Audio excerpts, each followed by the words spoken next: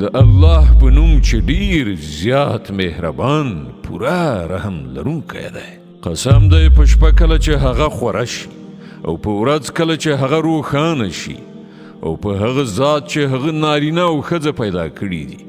په حقیقت کې ستاسې کوششونه په بیلابیلو ډولونو سره دي. نو چا چې د خدای په لاره کې شتمني ورکړه او د خدای له نافرمانۍ نه یې پرهیز وکړ او نیکي رښتینې کړه، نو د هغه لاره به د هوسا ځای یعنې جنت ته تیاره کړو. او چا چې بخیلي وکړه او له خپل خدای نه یې بېپروایي وکړه او نیکي دروغ وګڼله، هغه ته به موږ د سختیا سرای یعنې دوزخ ته لاره اسانه کړو. او ښه نو د هغه مال به هغه ته څه په درد وخوري په هغه وخت کې چې هغه په ګور کې واچول تباه شي؟